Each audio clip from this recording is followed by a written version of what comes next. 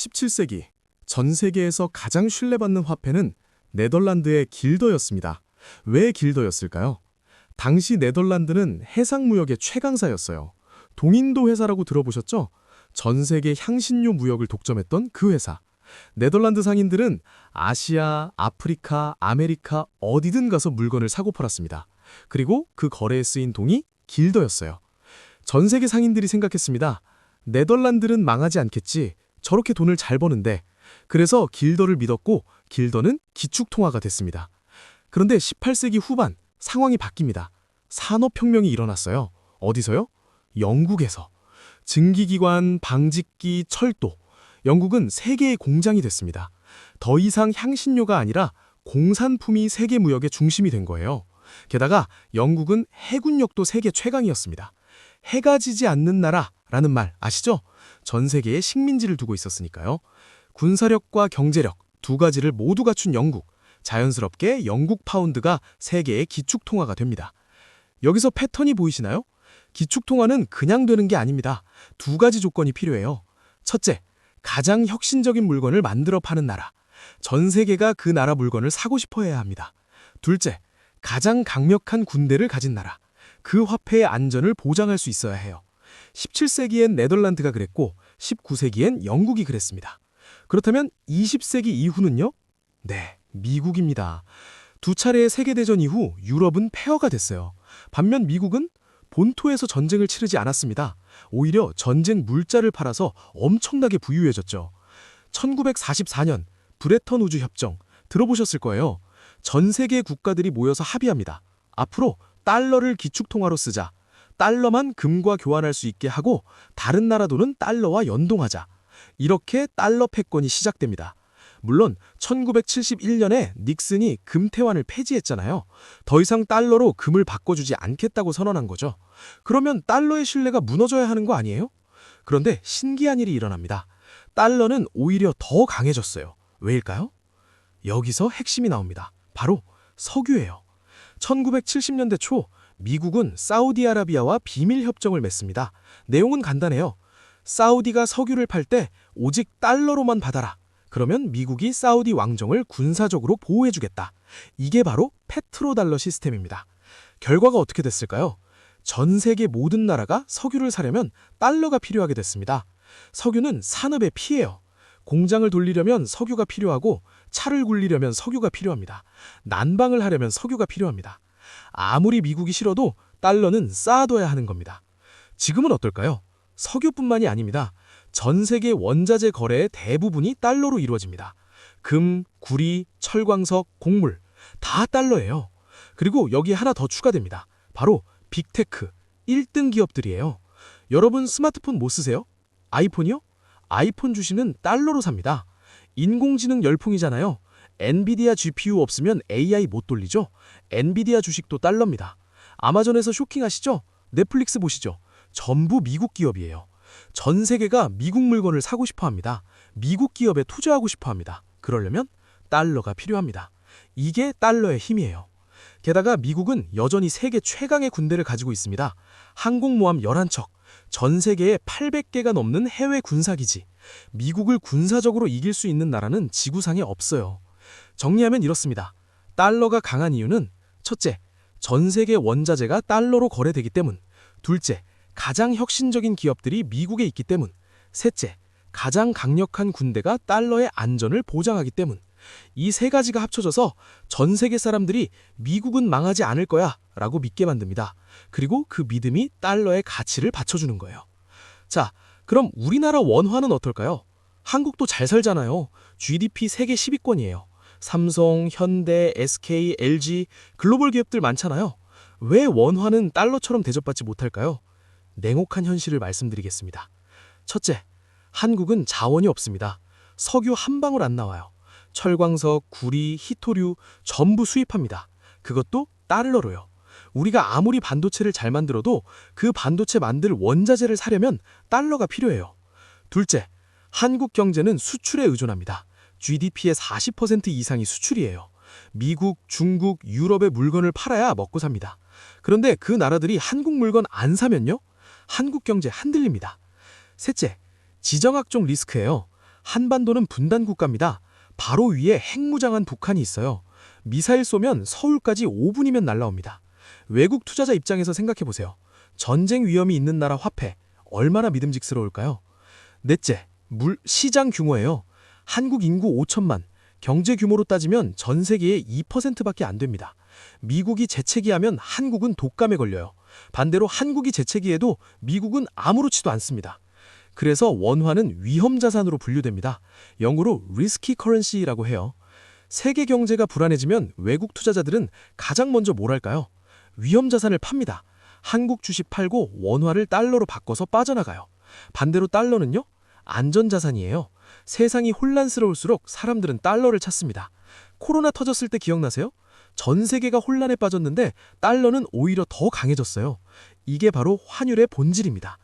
환율은 단순한 숫자가 아니에요. 두 나라 사이의 믿음의 격차를 보여주는 지표예요. 달러 대비 원화가 약해진다는 건 세계가 한국보다 미국을 더 믿는다는 뜻이에요. 그리고 그 믿음의 격차가 바로 여러분의 지갑에서 돈을 빼가는 겁니다. 자, 이제 본격적으로 환율이 어떻게 우리 삶에 영향을 미치는지 뜯어보겠습니다. 환율이 오르면 가장 먼저 타격을 받는 사람들이 누구일까요? 바로 원화 울타리 안에 갇힌 사람들입니다. 누구냐고요? 우리 대부분이에요. 월급쟁이, 직장인, 매달 원화로 월급을 받습니다. 300만 원, 400만 원, 500만 원. 환율이 올라도 월급은 그대로예요. 회사가 환율 올랐으니 월급 10% 올려줄게 라고 하던가요? 절대 안 하죠. 자영업자도 마찬가지입니다. 치킨집 사장님 생각해보세요. 치킨 한 마리에 2만 원 받아요. 그런데 닭은 수입산 사료 먹고 자랍니다. 그 사료, 옥수수와 콩, 전부 미국에서 달러로 사와요. 튀기는 기름도 수입이에요.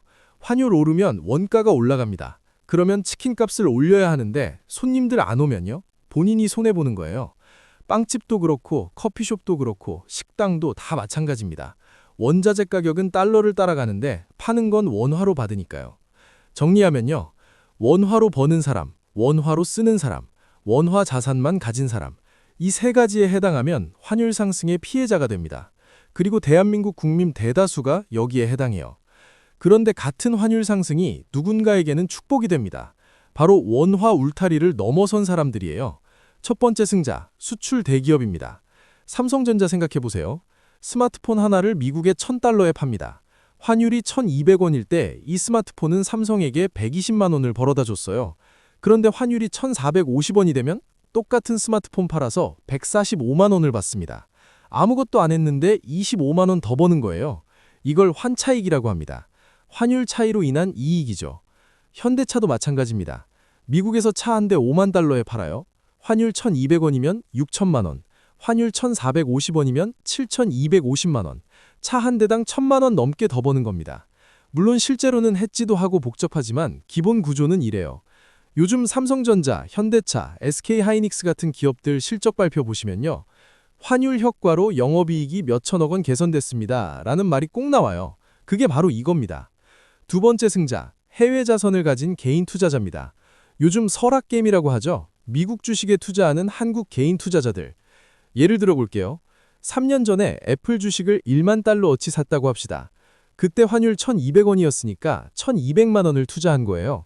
지금 애플 주가가 그때랑 비슷하다고 치죠. 주가 수익은 0이에요. 그런데 환율이 1,450원이 됐잖아요. 내 1만 달러는 이제 1,450만 원입니다. 주식은 안 올랐는데 250만 원을 번 거예요. 이게 환차익이에요. 더 극적인 경우도 있어요. 주가가 20% 떨어졌다고 칩시다. 1만 달러가 8,000달러가 됐어요. 손해본 거죠? 그런데 환율이 1,200원에서 1,450원으로 올랐으면요? 계산해 볼게요. 8,000달러 곱하기 1,450원, 1,160만 원입니다. 처음 투자한 1,200만 원에서 40만 원만 손해본 거예요. 주가는 20%나 빠졌는데 실제 손해는 3%밖에 안 되는 겁니다. 이게 바로 환율 쿠션 효과예요. 반대 상황을 생각해 보세요. 같은 기간에 코스피에 투자했다면요? 한국 주식은 원화 자산이니까 환율 효과가 없어요. 주가 빠진 만큼 그대로 손해입니다.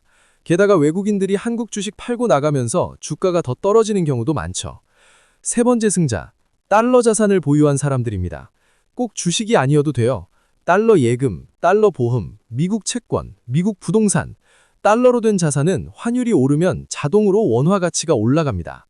몇 년 전에 달러 예금 좀 넣어뒀다 하면 그 통장 잔고 지금 보시면 어떨까요?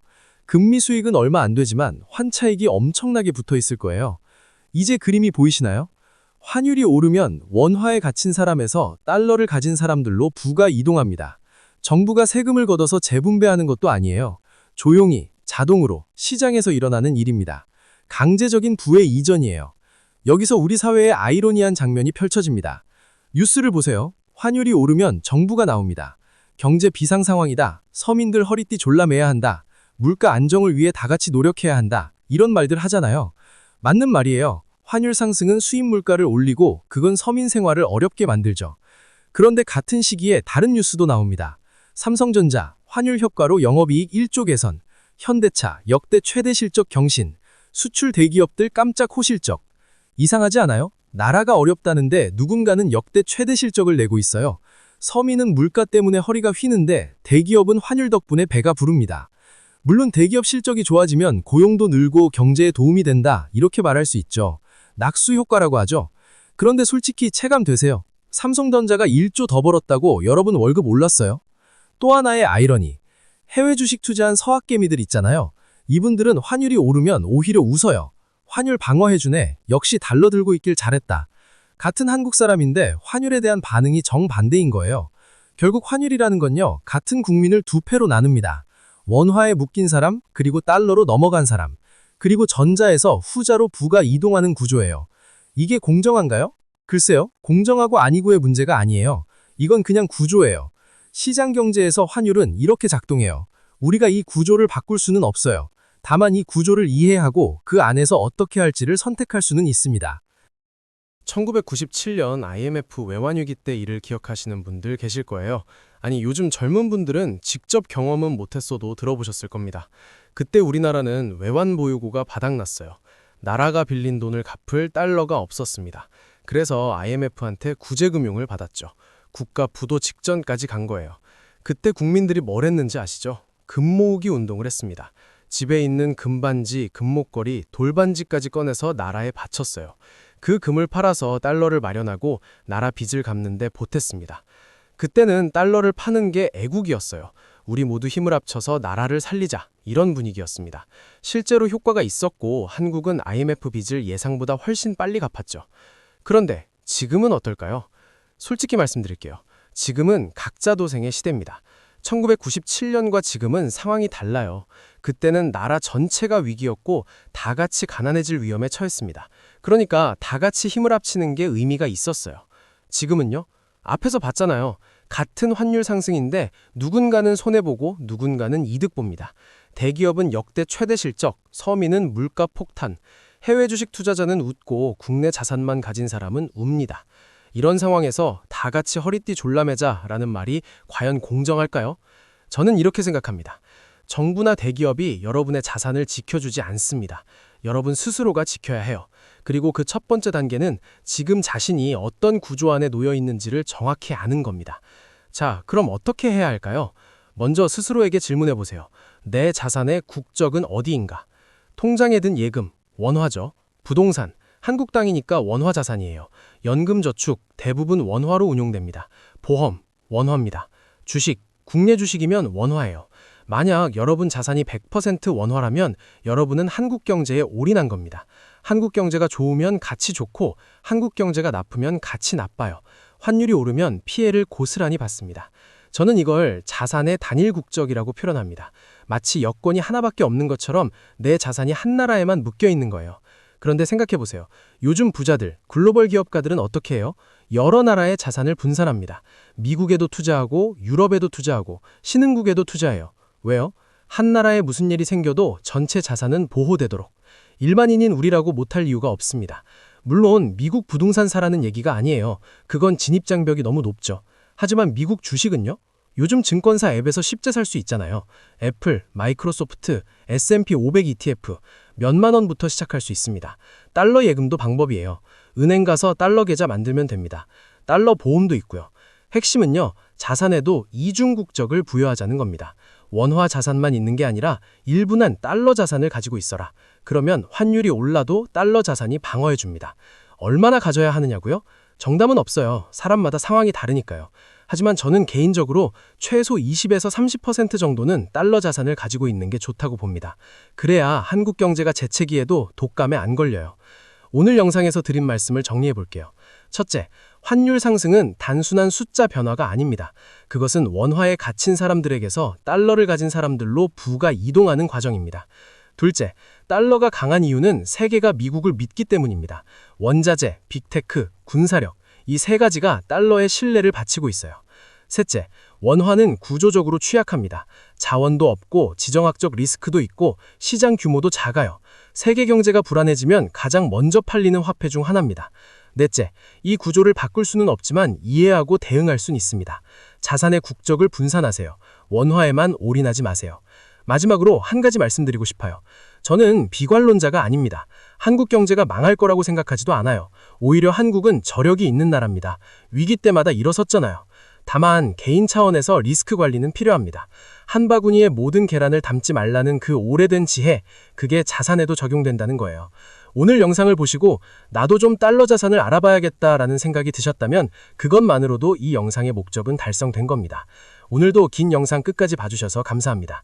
도토리 논평이었습니다.